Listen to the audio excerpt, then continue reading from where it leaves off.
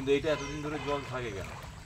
এই আমাদের 12 মাসের পরিস্থিতি আমাদের এখন আমাদের 2000 সালের বন্যার পর থেকে প্রতিবারের নিয়ত বিকল্প ব্যবস্থা নেই। বিকল্প ব্যবস্থা এখন আমাদের এখানে সুইচ গেটের একটা আবেদন করা হয়েছিল যে সুইচ গেটটা দেবে, এখন সেটা দেয়নি, এখন বলছে যে স্যাংশন হয়ে আছে, দেখা যাক এখন কবে কি করে। সুইচ গেটটা হলে কোথায় চাইছেন আপনারা? আমরা ওই যমুনা আর খালের মুখটা আপনাদের এই লোকেশনটা বলুন, এই জায়গাটার নাম? সলুয়া, উত্তর 24 পরগনা চাতরা পঞ্চায়েতের সলুয়া গ্রামে যমুনা আর খাল ওর মিডিলে আমরা সুইচ গেটটা চাচ্ছি।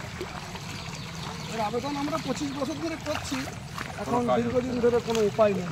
ভরসা রাখুন, আপনি যে দাবি রেখেছেন আমরা আমাদের দিলেন, আমাদের দাবির মধ্যে আমরা তুলছি, তুলে যত দ্রুত সম্ভব আশা করছি সামনে বছর থেকে আর এই অবস্থা হবে।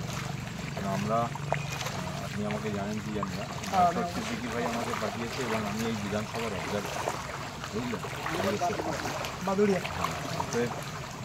এর জন্য যতদূর পর্যন্ত যেতে হয় আমি জানি, কারণ আমি এদিকে দেখে এলাম, সত্যি দেখে চোখে পানি এসে যায়।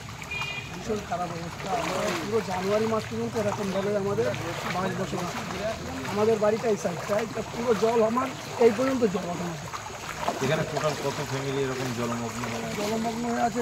মিনিমাম 60 থেকে 70টা ফ্যামিলি। টোটাল গ্রাম কটা? ওই পাশেরগুলো ধরলে অনেক, হ্যাঁ ওই পাশেরগুলো ধরলে অনেক। টোটালভাবে আমাদের সলুয়া 10 নম্বর 11 নম্বর 11-12 বুথ ধরলে, 10-11 বুথ ধরলে মিনিমাম 100 ঘরের 150 ঘরের ওপরে জলের তলা, 150 ঘরের।